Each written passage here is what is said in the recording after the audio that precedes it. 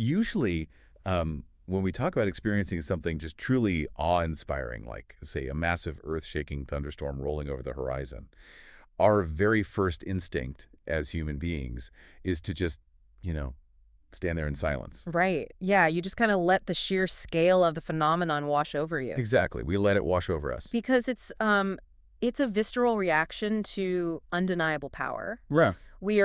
We're instinctively humbled by things we cannot control or like fully grasp. Yeah, but almost immediately, the modern rational part of our brain just takes over. Oh, totally. The instinct to measure kicks in. Right. We suddenly feel this desperate need to measure it. We pull out our phones to check the wind speed. Yeah, looking for the barometric pressure or whatever. We want to quantify the rainfall down to the literal millimeter. We just want to measure it. We have to put a number on it. And today we are looking at what happens when humanity tries to measure the greatness of Lionel Messi using the cold, hard metrics of the internet. Which is, spoiler alert, a very complicated thing to do. It really is. So you are joining us today for a deep dive into a single, incredibly potent excerpt of text that explores these concepts. Right. Concepts like digital influence, personal legacy, and how we attempt to quantify the unquantifiable. And our mission for this analysis is to really examine the collision point between hard, quantifiable data and the fundamentally immeasurable nature of true greatness. Yeah, we are looking at a modern paradox here. An individual whose digital footprint is so immense it completely defies logical comprehension. It really does. Yet, according to the very text we are analyzing today, that massive footprint still falls fundamentally short of capturing his actual impact. Right out of the gate, the source text doesn't make us wait for the data. It just gives us the core metric. And it is a staggering metric. Lionel Messi has nearly 511 million followers on Instagram. 511 million, just wow. Yeah, that specific metric makes him the second most followed athlete in the entire world. Number 2 globally. Just wrap your head around that for a second. To grasp the scale of that, you don't need like a lesson in evolutionary biology. You just need a map. A very large map. Right. 511 million people is significantly larger than the entire population of North America. Which is insane when you visualize it like that. I mean, imagine broadcasting a single photograph and literally an entire continent's worth of people receive a simultaneous notification in their pockets. It's an unprecedented level of direct communication. Just the power of that is hard to overstate. So it's a continent in your pocket. Exactly. But the text doesn't just present that number in isolation, you know? Right. It creates an immediate narrative tension by drawing a really deliberate portrait of his character. Right. It gives us a personality to go with the number. Yeah, it explicitly describes him as possessing a quiet warmth. And it notes that he is a player who has, quote, always let his football do the talking. Okay, let's unpack this. Because that contrast right there is the central mystery we really need to solve today. It's a huge contradiction. Right. In our current digital ecosystem, the people who amass the largest followings are, like, almost always the absolute loudest people in the room. 100%. They are constant provocateurs. Yes, they manufacture outrage. They spark these endless, exhausting debates. And they perform visually loud antics, right? Specifically designed to just game the algorithm and monopolize human attention. Exactly. So how does a genuinely quiet athlete secure 500 million followers? What's fascinating here is how we approach that paradox. But wait, I have to challenge the premise of that quietness for a second. Okay, play devil's advocate. Isn't quiet warmth just like a highly effective, highly curated PR strategy? Ah, I see what you're saying. Right. I mean, is he actually ignoring the algorithm?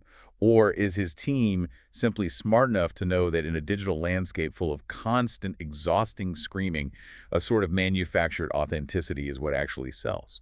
Well, I mean, it is a fair skepticism, especially when you're dealing with audiences of this massive magnitude. Everything is managed at that level. Exactly. You don't get to 500 million by accident. However, the text outlines a content strategy that fundamentally lacks the typical markers of manufactured viral engagement. What do you mean? What's the strategy? Well, it explicitly states that his content focuses on 3 very grounded pillars. Okay. Football moments, family, and brand collaborations. Just those 3? Yeah. There is no mention in the text of him, leaning into interpersonal drama, polarizing opinions, or any of that sensationalism to artificially drive his metrics. Right, no Twitter spats or whatever. Exactly. He is projecting exactly what the text says he possesses. which suggests a broader mechanical truth about modern media consumption, Which is what? that there is actually a massive global appetite for a grounding presence amid the constant noise of the internet. Oh, that's interesting. So the lack of noise becomes its own unique form of magnetism. Precisely. People naturally gravitate to the calm center of a chaotic digital space. Yeah, I guess simply going about your business, sharing normal moments with your family, and doing your job at an elite level becomes a draw. It stands out because it's so rare. But I mean, let's be real. You don't just post pictures of your family on a Tuesday and organically drift to 511 million followers by Wednesday. No, definitely no. Regardless of how much quiet warmth you project, right? Aha! There has to be a specific acquisition mechanism at play here. Digital fame of this astronomical magnitude requires a massive catalyst. And the source material points directly to that mechanism. What with it? It states that his World Cup success actively boosted his numbers. The World Cup. Right. And it goes further to specify that this boost reflects the global reach he gained during the tournament's final stages in Qatar. The final stages in Qatar. Yeah. So we aren't looking at some steady, predictable growth chart that analysts could just map out years in advance. No, not at all. We are talking about a concentrated, punctuated inflection point where literally the entire world's attention was funneled into a single geographical and temporal event. Exactly. The text frames the World Cup as much more than just a sporting event, you know? It was a definitive digital acquisition event. A digital acquisition event. That's a great way to put it. Because it wasn't just about the physical act of winning a trophy, it was about capturing global human attention at a moment of absolute peak emotional intensity. Right. The stakes couldn't be higher. The source deliberately highlights the final stages of the tournament, which is when the drama, the human stakes, and the concentrated global focus all just compound. Yeah, think about the mechanics of that from the viewer's perspective. Right. Put yourself in the audience. You are watching the final stages of the World Cup.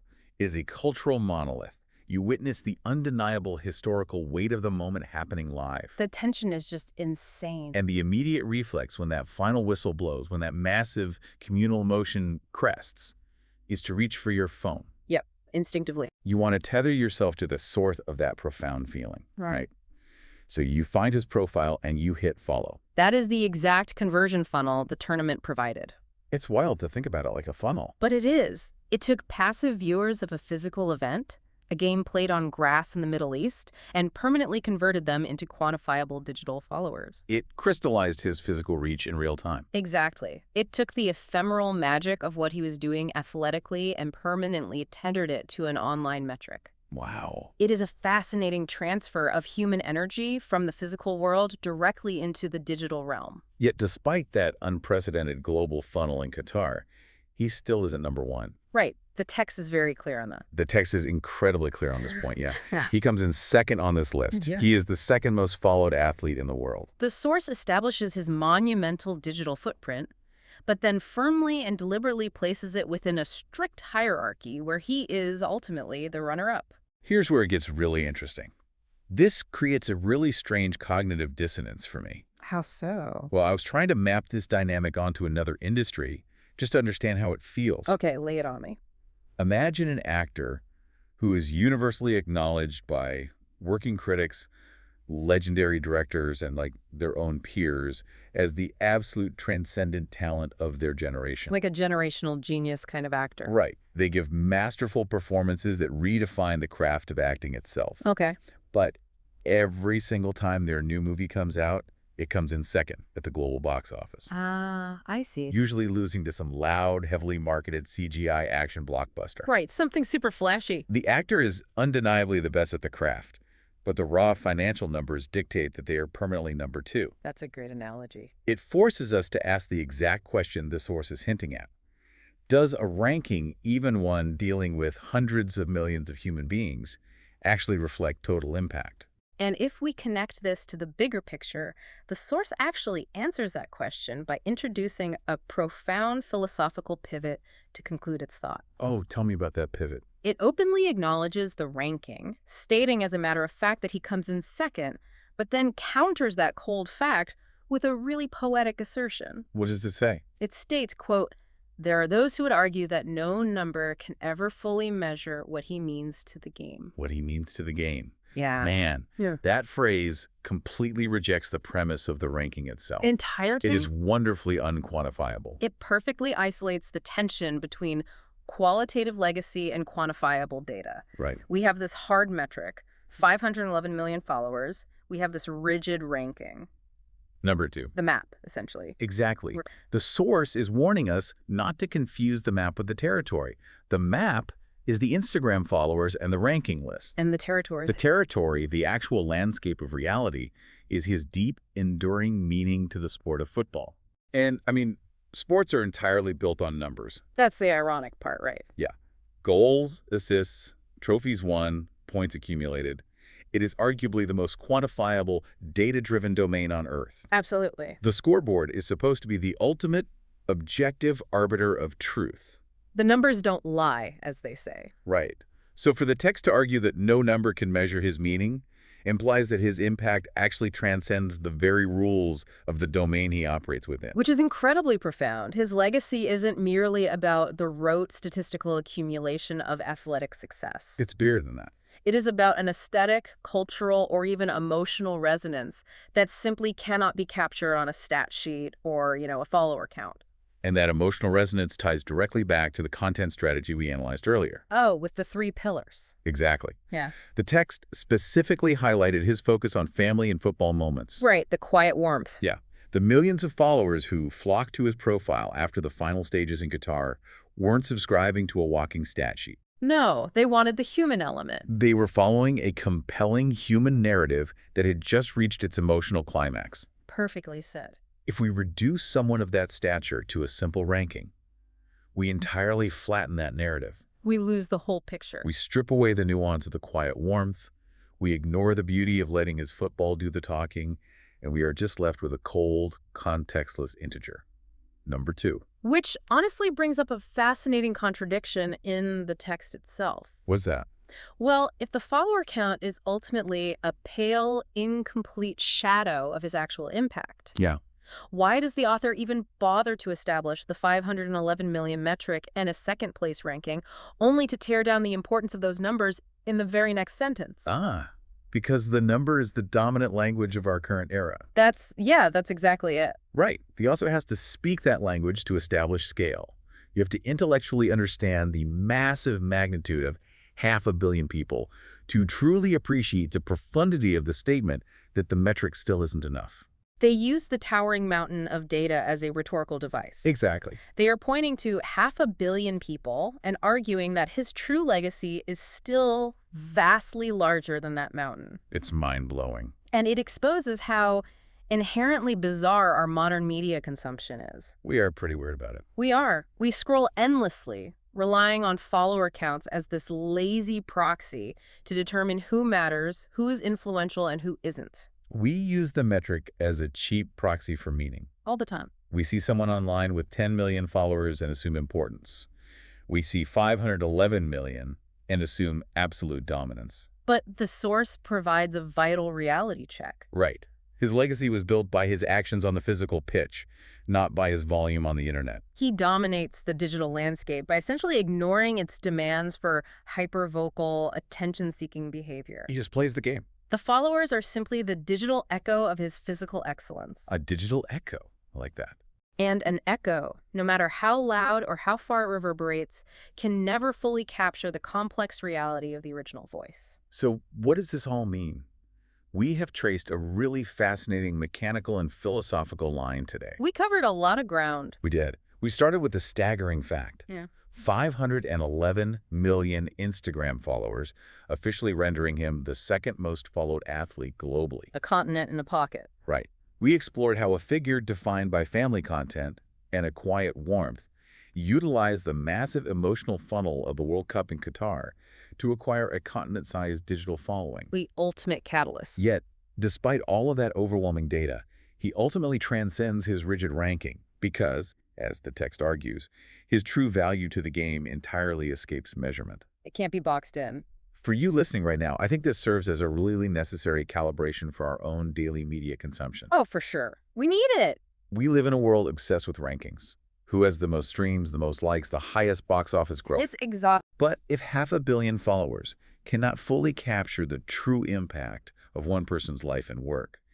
We need to actively look beyond the metrics in our own lives, too. Which leaves us with a final provocative thought to consider as we close. What should we be thinking about? Well, if the source material is correct, if no number can ever fully measure his true meaning to the game, what does our relentless societal obsession with ranking athletes by their social media followers actually say about us? That's a great question. Are we desperately trying to quantify the unquantifiable magic of sports simply because we now possess the digital technology to count every single follower? We do love to count things. Have we confused our ability to count with our capacity to actually understand? Wow. That brings us right back to the thunderstorm, doesn't it? It really does. We are standing out in the rain, watching true greatness unfold right in front of us. Lightning striking, And instead of just feeling the awe of the lightning, we are staring down at our screens. trying to measure the wind. Sometimes you just have to put the barometer down, look up, and let the football do the talking.